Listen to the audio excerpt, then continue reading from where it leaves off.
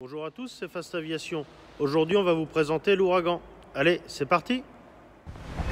À Nolin-Ville-la-Roche, le nouvel avion à réaction français Ouragan vient d'effectuer son premier vol. Ce prototype, conçu pour jouer le rôle de chasseur d'interception, a atteint la vitesse de 750 km/h. Bonjour, je suis Jean-Michel Villemin, je suis à l'origine de ce conservatoire Canopée. Et en fait, on va vous présenter aujourd'hui le tout premier avion, le plus vieil avion de la collection, un des tout premiers qui a rejoint le hangar HM5 où vous êtes actuellement. Il s'agit du MD 450 Ouragan.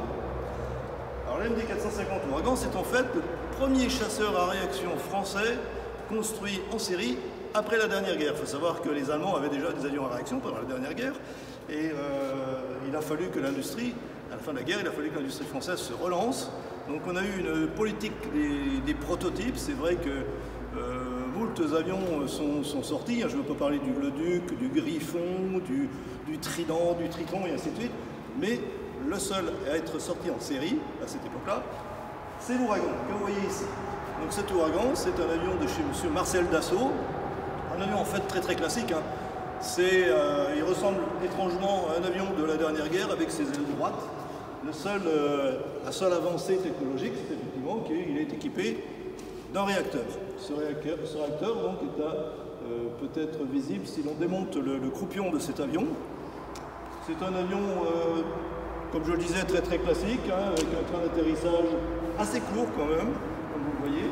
L'entrée d'air sur le front, l'entrée d'air, le pilote assez en avant, et donc équipé d'un réacteur dont je vais vous parler maintenant si vous le voulez bien. Voilà donc le réacteur qui équipait notre Ouragan. À l'époque, la France ne construisait pas encore de réacteur, donc on s'est équipé auprès des Britanniques.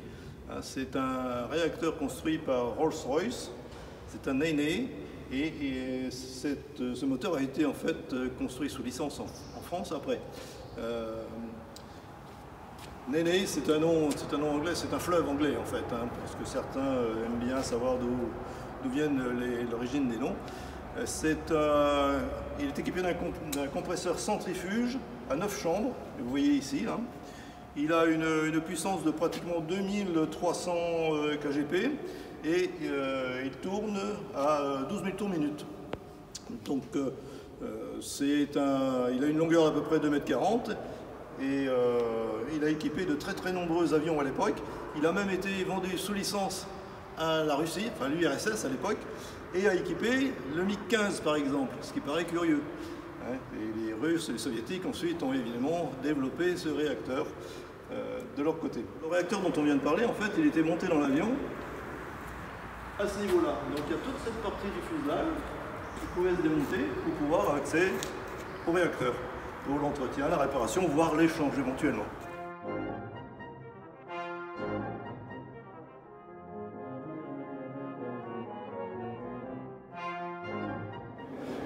Alors de manière tout à fait classique à l'époque, donc l'entrée d'air était à l'avant de l'avion ici.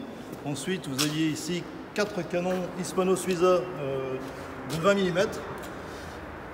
Le poste de pilotage au-dessus équipé d'un siège éjectable Martin Baker Mark I, un des tout premiers sièges éjectables opérationnels. Nous avions au bout d'elle donc des réservoirs supplémentaires puisque c'était un réacteur évidemment qui consommait énormément. Ce fuselage tout rond comme ça ne permettait pas de passer le Mach évidemment. C'est un avion qui volait à 850 km/h maximum et il avait une distance franchissable d'environ 1500 km. Marcel Dassault, M. Marcel Bloch, qui s'appelait maintenant M. Marcel Dassault, donc après la guerre, a commencé à construire cet avion. En fait, il y a 3 prototypes qui sont sortis, puis ensuite plusieurs avions de pré-série. Dans les avions de pré-série, d'ailleurs, il y a eu plusieurs essais. On a essayé de faire évoluer, on a changé le réacteur éventuellement pour voir ce que ça donnait. Toujours est-il qu'il y a 450 ouragans de série qui ont été construits chez Dassault, de 1951 à 1954. Certains ont d'ailleurs été payés par les Américains dans le cadre du MDAP, le Military Defense Allied Program à l'époque. À la fin de leur carrière, ils retourneront en Grande-Bretagne pour être rendus aux Américains et même très souvent détruits sur place.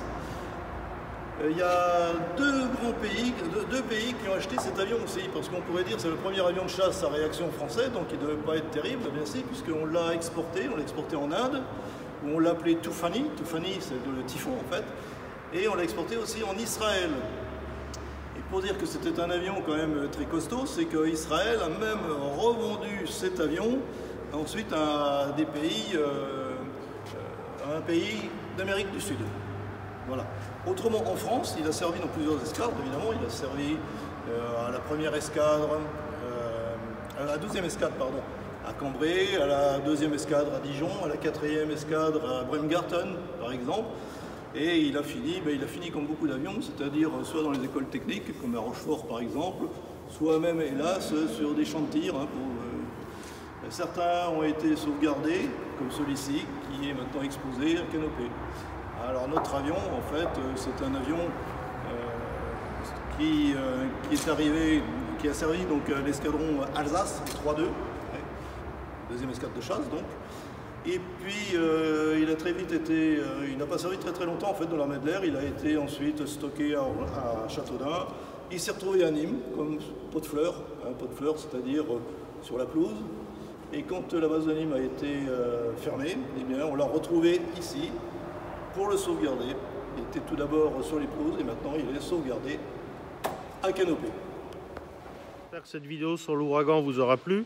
Il y a un lien en description pour venir nous voir au musée Canopée. Abonnez-vous, à bientôt.